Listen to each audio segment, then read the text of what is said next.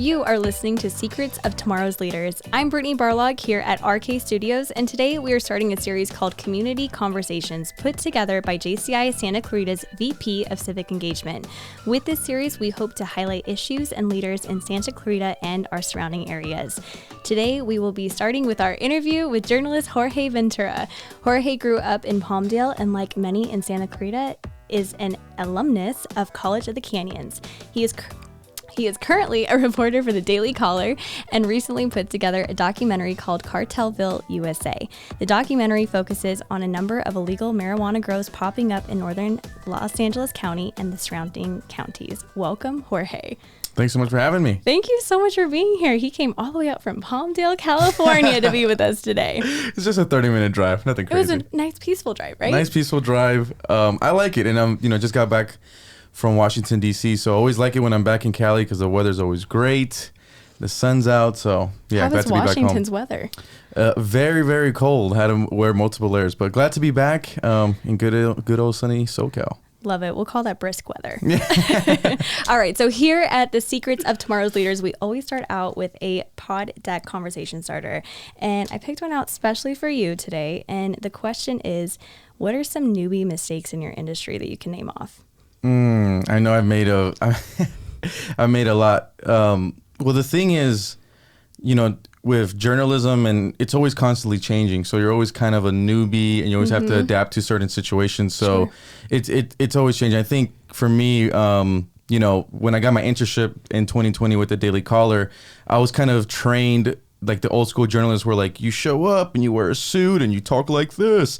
And then when I got there. Does that come with finger gun action? Yeah, a little bit. But, I got to DC and, the riots started, basically the same week that actually I got there. It was in May 2020.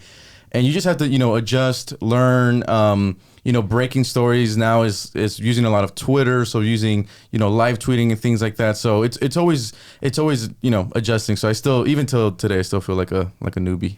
Yeah, but it's cool that you got to really grow yourself during the pandemic season and really take it into 2021. And here we are in 2022, and you have some big things that are coming up, including what we're going to be really talking about today, which was this documentary. Mm-hmm.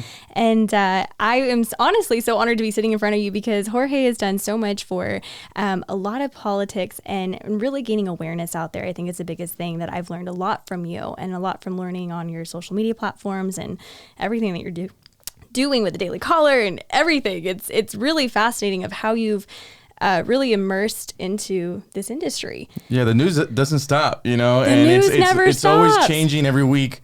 You always have something pop up. So it's always adjusting. And, I think one thing that I've kind of been learning in my journey is that, the corporate media misses out on a lot of really good stories that just impacts average Americans. Mm-hmm. So that's why I've always tried to focus is always look at what is the corporate media missing and then try to always find that angle. Mm-hmm. And, just giving the voice back to just, your average American, who has a story to tell or a struggle that they're going through that's never really highlighted. Mm-hmm. Spending my internship up in Washington, D.C. with the Daily Caller, you kind of learn that. I always say why don't, the mainstream media report on these stories? Just because when you're up there, the journalists themselves are kind of stuck in what we call up there is the DC, New York media bubble, where, like during the pandemic, everyone up there who's, reporting, whether, whatever side they're on, they weren't really affected. They don't really know anyone whose business shut down. Their kids go to private school, so they've always been in class. But then, you come back home and you just interview, Californians who had their businesses closed down. Kids really suffering depression with the mental health and looking at a screen for 8 hours a day. So you're always, always trying to adjust and look at the stories that the corporate media is missing. I bet it's pretty humbling to come back into your hometown and come back to California in general and just be like, wow, what we're fighting for means a lot more to me because I come home and I can go back and I want to make a difference. Yeah, exactly. Yeah. So like I said, when I'm up there, I started to really despise that DC media circle. And, I was up there from May 2020 up till November-ish with my internship. And then it was around November when my boss finally let me go home to see my parents for Thanksgiving. And I remember when I landed back here in LA and headed up to Palmdale, At that time, LA County, I think, was still the only county that did this. They put a ban on indoor and outdoor dining. Yeah. So instantly, when I got back home, I was like, wait a minute, I've been stuck in this DC bubble. I actually forgot about the small businesses and stuff. So we actually started interviewing small businesses here, actually in Santa Clarita, up in Palmdale, and just telling the story of, what a restaurant is going through, a restaurant owner, what the servers were going through during that time. We were interviewing servers that, they weren't making any money. With a close on indoor and outdoor dining, they're not getting paid hourly wages and they're not getting their tips. And this was around Christmas time, so people things look uncertain. So, I always want to give a voice back to my community. And then bring the great thing about being at the Daily Caller is I get to bring stories in my community, but then bring them actually to the DC media, and you actually start to force the media in DC to talk about these issues and start to cover them, which is really neat. I love it. Well, we're going to be talking about one of the biggest stories that you got passionate about during this time, and I'm actually really excited because this was an event that I got to be at. This was your first ever documentary screening that I got a private invitation to, which was very thank you for coming. exciting. That was great. Yeah. So that was in, what month was that? November? December? Back in November. That was November, huh? Yeah. It's funny how time flies. That's crazy. I know. I'm like, I don't remember what month that was. So November of 2021, you had a private screening for Cartelville USA.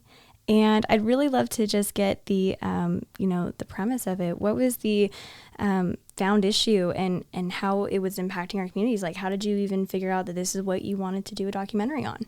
So as soon as the new year started last year, 2021, I started covering the border more. So spending some time in South Texas, spending time in Arizona, and, spending months out there. I actually met Representative Mike Garcia from this district, and when I met Mr. Garcia, I just asked him because I was actually really curious, because at that time the only representatives going to the border were from Texas or from Arizona. It's impacting their states, of course. Right. They're the border states. Right. Obviously, we're a border state here too with San Diego. But so I asked Mr. Garcia. I said, hey, Mr. Garcia, how come you're in South Texas right now, even though you represent District 25? And he says, hey, Jorge, what's actually going on here is impacting us up in North LA County, Antelope Valley, Acton, and kind of the greater desert rural communities. And you're like, whoa, yeah, that's and my community. Yeah, so for me, I was like, wait a minute, like Antelope Valley, like are we talking about the same Antelope Valley here, like the 661? And he's like, yeah. He's like, we have this kind of what he called this marijuana illegal operation crisis related to some Mexican drug cartels. And when you hear cartel in your hometown, you just for me, I just couldn't fathom him. I'm like, wait, what is going on? So he kind of explained it to me, and he was kind enough to invite me to 2 town halls. I believe this was back in June of last year. And one of the town hall meetings was him and our LA County Sheriff that were hosting it in Palmdale, and then the other one, which is the very next day, was in Acton. So when Mr. Garcia explained it to me, I was very curious, and obviously I was concerned. But when actually I went to the town hall meetings, and then actually got to hear from the residents the stories that they were sharing, I couldn't believe that it was happening here in our backyard. And the big thing right now is that when you say illegal marijuana, people have this kind of misconception. What I'm calling it is, the people think like, well, it's not really a big deal. It's just pot. It's probably just like 2 Cheech and Chong guys in the middle of nowhere smoking joints, listening to Bob Marley, and they kind of have no idea of all the criminal elements tied. I was went to the town hall meetings, and residents were saying that some of their water bills were like $2,200 a month because, these guys would come in, either siphon water from the fire hydrants or actually tap into their water lines, drill illegal wells to steal the water for the weed. Some of these residents actually have been shot at by these cartels and been confronted. So there's a danger aspect.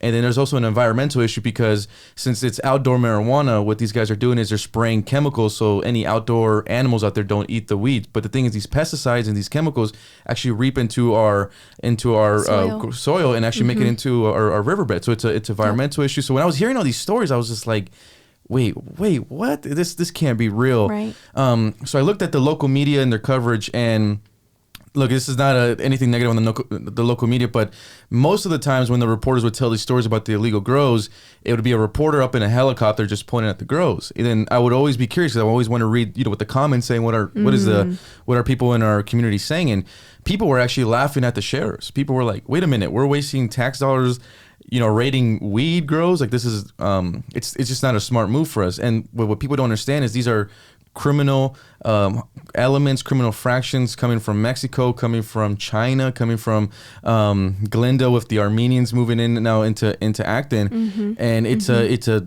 it's a problem that alerted me. So, instantly right there, I called my producer, Sagning Basu, back in DC. I said, you need to fly in like by next week because we have a lot of work to do in investigating. So that's actually kind of how it started, from a little conversation, at the border, me coming, back home, going to the town halls, and then hearing from the residents. That's what kind of spiraled this whole thing. Wow, I really wish I could just be like a fly on the wall in your brain at that meeting.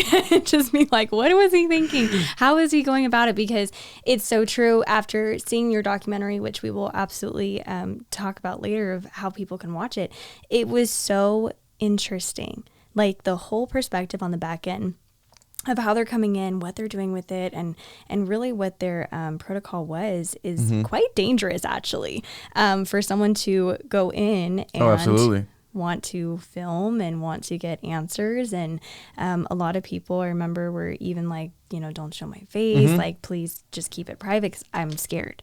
Yeah, and we were looking at some of the stats and figures, and back in 2019, the LA County Sheriff, they only identified about 150 illegal grows, which is still a lot, but it's, it was at 150 in 2019. Fast forward to 2021, we now have over 500 illegal grows, starting from a little bit of the outskirts here in Santa Clarita into Acton, then all the way up to the Antelope Valley. And then the county next door to us, which we spent some time in the documentary as well, San Bernardino, back in 2019, they only had about 200 illegal grows. Now they're up to 1,100. So this is a problem that is, it almost seems like law enforcement can't put a lid on. And like I said, the reason why the community should be alarmed is because of the water theft issues. All the water that is being used on these illegal grows isn't bought legally. It's all stolen from us here in the community. Tap into the California aqueducts. We interviewed one man. His name is Frankie. He found like a 3-mile what we call poly black pipe where they tapped into his water lines and were just stealing it. But I believe the latest figures that we saw is every day that these illegal marijuana operations are operating in SoCal only. We're not even talking about North Cal yet. Between 3 million to 9.6 million water gallons are being stolen. I believe since 2013, they have it calculated that 12 billion water gallons have been stolen from the state of California. And as you know, we're in a drought. We're always in a drought. This is, it's very important. And the people who are working these grows are migrants that are being smuggled through the southern border and what we call labor trafficking. So they're basically being held against their will, and they're being forced to work on these grows. Out here in the desert, it could reach to 110 degrees. They have trailers that they live on, and they're forced to work on these grows. If they even try to escape, that's when the violence occurs. LA Times did a great report back in 2020. A 26-year-old Guatemalan who was forced to work on these grows and attempted to escape. He was shot and killed, and the body wasn't found for like another 3 or 4 months. And those are the type of stories that you hear all the time out there in the deserts. It's a completely different ballgame, and I think Californians have to wake up on this issue. It's not Cheech and Chong out there. If it was, this wouldn't even be a story. No one would even care. But it's all these criminal elements that they're bringing into our communities. It's pretty scary. Just the opposite perspective of, marijuana is legal to grow out in California. Why do you think these people are doing it illegally? Why not? What's the other side of it? So what we saw is back in 2016. The state of California passes Prop 64. So Prop 64 legalized cannabis statewide in California. And in California, if you would grow illegally, what we call legal cultivation, you used to get hit with a felony charge. But with Prop 64, when it passed, it went from a felony down to a misdemeanor. And the goal for California at that time says, hey, we're going to legalize weed. We're going to get all this tax revenue. It's going to be great. People are going to be applying for permits. I believe the goal that Newsom had was we wanted 6,000 legal marijuana permits. They're barely hovering over 1,000 right now. But what it did, it created this black market business for these cartels and other criminal fractions. So these guys would say, hey, instead of going through the state and paying this high income taxes and getting taxed on our product and our customers getting taxed, we could just do it completely illegally, avoid any law enforcement. We get to avoid Big Brother, what we call it. Sure. And they could just kind of, start this black market business that has been flourishing. So right now, Brittany, if you and me had an illegal grow, let's say we had 50,000 plants in Eastside Lancaster. It would never happen. It would happen. Let's say we had our own illegal grow, but this is I'm joking here, but this is kind of crazy to think about. Like, let's say we had our own illegal grow, 50,000 plants. If we got raided by LA County Sheriff and if they couldn't find any evidence of weapons, water theft, human smuggling, like it was just literally just us. What's our penalty? Just a $500 ticket, misdemeanor. That's, yep. So it's pretty, so the reward, I mean, it just outweighs the risk any day. I mean, it's like, why would you not do it? 80% of the marijuana even coming out of California is black market. It's making its way all to the East Coast states, so like states like New Jersey, New York, or any of the Midwest states, it's making its way. So these guys have found a thriving black market business. And this situation actually started in North California, but now years later, it's making its way now to SoCal and our rural desert communities up here. Wow. Yeah. It's fascinating, honestly, to see this it's a spiral. This is a spiral. So let's talk about the housing market for a second. How is the housing market definitely affected by this, or you're claiming that it is? So we actually, when we started filming the documentary, we spent some time in Acton. And what we found in Acton was 90% of the illegal grows in Acton are indoor grows. So like when we're in the Antelope Valley, you're running into these outdoor operations, very, very big. I think we even discovered one that was like about 5 acres out there. Wow. But in Acton, what we're seeing Armenian crime organizations move into Acton. What they'll do is they'll buy a home. That home would usually be tied to an LLC back in Glendale, and they always pay above market value. So whatever the price is, they'll pay way above it. And for the real estate agents, it's great because they get to make a great commission. They get to brag to their friends that they just made a great sale. Made some bank. But what these Armenians are doing is they'll come in, buy a home, and they'll gut the inside of the home and do indoor grows. Okay. And then that's how they'll operate. Also in the Antelope Valley, same thing is out there when a house goes for sale out there in the deserts, these cartel guys just come up and say, hey, you're selling your home for $200K. We'll give you $300K cash right now. Can you be out by the 1st? And they'll use those type of tactics. So it's actually changing the real estate market. We interviewed former real estate agents in Acton who said they have basically destroyed our market because now the cost for homes is so high. Only these guys are able to buy them. So we're actually not seeing families move into Acton anymore. We're seeing these kind of criminal groups move in. Same in the Antelope Valley, like Lancaster and Neenach, those kind of rural desert communities out there in the outskirts where they were just buying homes way above market value. So they're pushing families out. And the thing is, they're also pushing families out through the violence, through the water theft, intimidation. So if you're a family out there in Neenach, which we interviewed multiple, for them, it's like, hey, wait a minute. I'm living next to cartels. There's literally gunfire fights out here. They're stealing my water. I'm paying about $2,000 a month on just water. Yeah. Why would I even live here? So when they put their home up for sale, because, they're getting pushed out with all these other elements, well, who do you think the first buyer is these guys. So we've interviewed folks out there where their whole block, it has been taken over all by cartels. We interviewed one guy who's John, who's a veteran. John's the only guy who didn't want his face blurred. I mean, this guy was so angry at the situation. Yeah. But he just in his home in Eastside Lancaster had 14 operations, and he says that he's been approached by real estate agents multiple times to sell his home to Armenians, and he just won't do it. So they're just pushing in, moving in. Like I said, they're taking families out. I think that's like the sad part. But and then out there in the desert communities, you're meeting folks who are a little bit older, who are out there to retire, and now all of a sudden they have to sell their homes and push that retirement another 5 years. Yeah, exactly. And that's what I was noticing a lot from your documentary, is that these people they're going out to the rural parts of Antelope Valley to find peace and tranquility, and they're still fighting for what they want. They're constantly at a battle for what they're wanting, and especially for people to listen. I think that's the biggest side of it all. So let's talk about this next question that I have is, these homeowners, they're constantly being threatened, and they're constantly being, just pushed up against the wall, essentially. And there's that danger aspect of it all. Can you go into a little bit more about the understanding of human trafficking that's being done with all this as well? There's so much just kind of undercover that people don't really realize. Yeah, so what we're seeing right now is that these criminal groups still smuggle migrants to the southern border and force these migrants to work what we call labor trafficking. And Axios actually did a great job on this report that 1 out of 3 unaccompanied children that get released into the United States, the U.S. government loses track of. The situation got so bad that the DOJ, Department of Justice, is now investigating the federal government to see if we are releasing these unaccompanied minors to what they call the labor traffickers. So on these illegal grows, you will find minors that are forced to work. Women are forced to work. And, these folks are coming from Central America, Mexico, obviously, as well.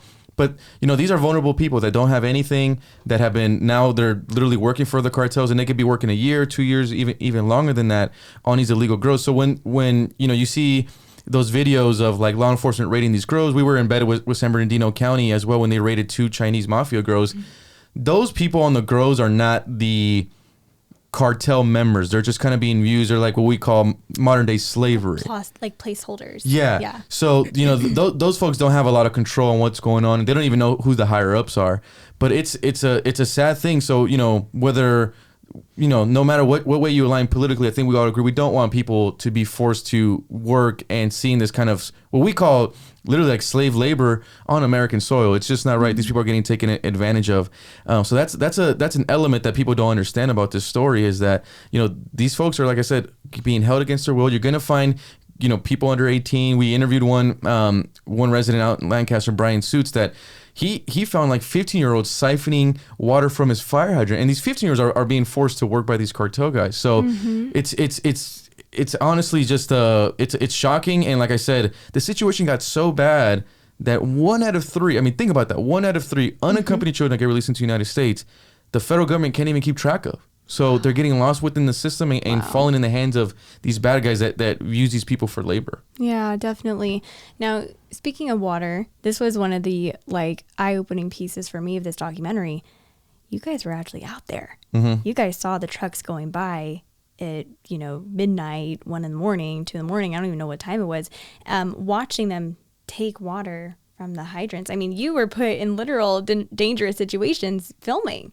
Can you tell us a story about that, or going into that and how that impacted you and maybe your passion of why you wanted to continue doing this? Yeah. So when we started doing investigating, like I said, we looked at what the local media did, and they didn't tell the full story. They didn't really get it in there as we that bird's eye view. Yeah. Yeah. And the thing is, before the documentary, the residents impacted, they have never agreed to even go on camera for local media. So we knew that it was a challenge to get them to talk to us. But once they did, we were able to learn so much. And an interesting thing is, since there is no local media out there in these kind of rural desert communities, the residents themselves became almost their own, what we call local journalists. Mm-hmm. So when they would see cartel guys siphoning water, stealing water, instead of just hiding in their homes and calling 911, they were out there. They were out there photographing, taking videos. Yeah. So when they gave us all that information, we were shocked, and then we started doing our own investigation. We bought a little spy drone that really, I think, saved us in a documentary, that we would fly over these operations, fly over water theft, and we were absolutely alarmed on what we found. So for folks who don't know, in the Antelope Valley, for instance, there used to be 176 fire hydrants.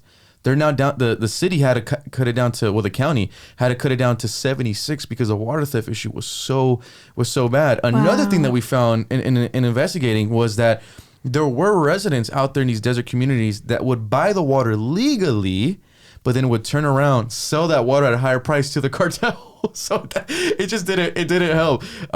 So it was. It's like as soon as you put out one fire, you're like, there's another. I don't even know. There's another side of the story. That.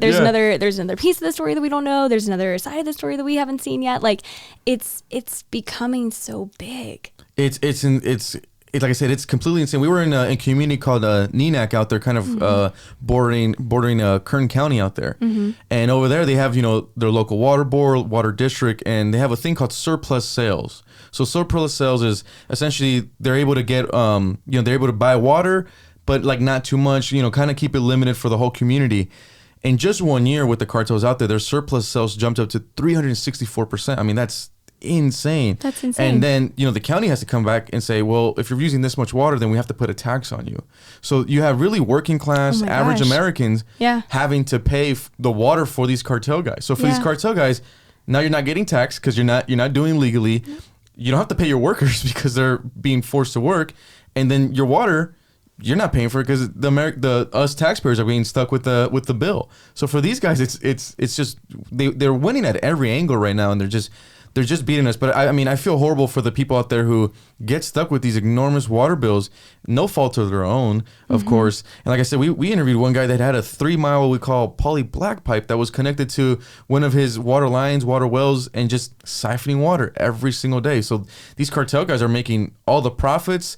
The risk is lower than ever because, like I said, if they even get caught, and if LA County Sheriff can't find weapons or any of these evidence of human trafficking and things like that, they just get hit with $500 misdemeanor. And if your illegal grow is ranking in 300,000, 400,000, some upwards to $1 million, $2 million, a $500 misdemeanor ticket, it's like, oh yeah, we could take that any day. And then, as you know, right now we have a district attorney, George Cascone, who just hasn't persecuted these crimes yet. So these guys right now are taking advantage of all of our community. Like I said, just between LA County and San Bernardino County, we're now close to 2,000 illegal operations, and that number's continuing to jump every day.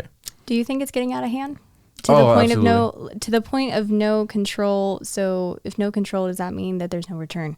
Like, where do you think it's going to go? I'm trying to stay positive on it, but it kind of seems that we're going down that route. So for instance, in LA County, they don't have the funding to have active marijuana teams raiding these grows every day. I see. Okay. So the good thing, I think, from a reporter perspective, spending time in LA County and San Bernardino County, is you get to see the difference between the two counties and how they react. So in LA County, there's no funding for these guys. They can't get it approved. And then when I'm spending time in San Bernardino County, it's a completely different ballgame. Because their board of supervisors all know about this issue. They're on the same page, and they're passing funding. So when we're in San Bernardino County, they have marijuana enforcement teams that are out raiding grows every day. They used to have one team, and thanks to the funding, they got it up to 5. I believe they're trying to even get that number up to 10. Mm-hmm. So it's just a difference between the two. And even if LA County sheriffs, if they raid a grow or 2 or 3 in a day, 5 are popping up. A big thing that we found in the investigation, and what the residents were really angry about, was when they raid a grow, whether it's San Bernardino County, LA County, or North Cal, is they only are taking away the plants. So all the infrastructure stays. So the hoop houses, all the tile and wooding that you need, any of the electric wiring, water line pipes and everything, that stays. So what we found when we were in Neenek is we actually ran across a grow that was raided. Within 2 weeks, we came back to the grow. It was already back up and running. Mm-hmm. So that's something that's also really frustrating for the residents. It's like, they almost feel like, hey, this battle is almost completely lost at this point. And they also feel that no one's hearing their voices out there in the rural communities. No one goes out there and interviews them. Mm-hmm. Politicians don't go out there and campaign to them. Mm-hmm. So they feel like, hey, if no one's listening to me, if nothing's being done, then I'm being forced to move out of California at this point. I was just going to say, they're probably thinking about, okay, well, if this isn't my vision of what I want, especially if we're talking about still retirement age people, they're like, well, where do we go now? Mm-hmm. If this isn't the life I want for the rest of my life, where do I go? And this is also, just to remind folks, this is not just becoming a California problem. It's coming to other states. So we're seeing Oregon is now being hit by illegal grows. We interviewed a couple in Neenek who's putting their home up for sale because of the water theft and all that stuff got so bad. And they're moving all their stuff to Tennessee. So I just actually had a phone call with them, and they said on their drive back from Tennessee, they stopped at a motel in Oklahoma. Mm-hmm. That the owner of that motel used to be the sheriff in that little local town. And he was telling them that they're having an illegal marijuana operation crisis in Oklahoma as well. That's not even a state that it's ideal to grow pot, if you think about it. But it's affecting multiple states at this point. And right now, the bad guys just continue to be emboldened because they feel like they can't be stopped. And California right now is, we're getting hit so hard. We're actually heading next month, mid-February. We go up to Shasta County, which is kind of close to Oregon, to do a sequel on our investigation. And just speaking to law enforcement and sources up there, they were telling us that they said, hey, Jorge, we know that you got like over 500 grows in LA County. Mm-hmm. Just in Shasta alone, we have 7,000. So you think about, all the water theft. Yeah, they were telling me that, every single day that those operations are happening in Shasta, they're averaging about 8 million water gallons being stolen every day up there. So it's becoming a pretty dire situation. We're trying to get the DOJ more involved. Representative of the Assemblyman Tom Lackey actually informed me yesterday that he did send the documentary to the DOJ. So we're hoping we get a response and some change because, we could run out of water living here in SoCal. I know people think that can never happen, but we're pretty close to it. Yeah, it's really close to home, that's for sure. Mm. Okay, well, I'm excited for this part 2. I'm excited to see what will happen, but let's tell our viewers, where can we find part 1? Yeah, so the best place right now is we created a separate website for the documentary. It's really easy. It's carteldoc.com. So the word cartel, doc.com. Full documentaries there available. And then the great thing is we have a trailer there as well. So if you want to send the trailer to a family and friend just to kind of check it out and say, hey, look what's happening in Southern California, they're able to check it out. But really high encourage. If you live in California, I feel like this is a must watch because you want to become aware of what's happening. And this is not just becoming a LA County, San Bernardino County issue. It started up in North Cal. It's here. It's even moving into Riverside County. So if you live in California, please watch and get educated on this issue because, people like to shrug this issue off because they think, oh, it's just pot. It's not like meth or anything serious. They have no idea all the criminal elements behind this. Absolutely. Well, thank you so much. And also tell our viewers where they can follow you at, where they can stay connected with you. Yeah, so the best place right now is Twitter. Would be my last name, Ventura, and the word report all in one. Ventura Report. We're breaking news live always on Twitter. And like I said, we begin our sequel next month, so stay tuned for that. Instagram as well. You can follow me at Jorge Ventura TV. We're always posting the latest kind of news on our Insta stories and keeping the audience updated there as well. Well, thank you so much for being our guest today. It was such an honor to be able to sit with you, pick your brain. Again, I kind of feel like I'm that fly on the wall in your brain right now of what is he thinking? But the passion is clearly there. Your wanting and desire to make this a known issue is clearly there. And we're so honored to have your knowledge and your presence here today. Thank you so much. All right, guys, this has been Secrets of Tomorrow's Leader. This podcast is available on Apple Podcast, Google Podcast, Amazon Music, Spotify, iHeartRadio, or wherever you listen to podcasts. If you like this show, please help us by leaving a 5-star review and sharing it with your friends. Thanks for listening.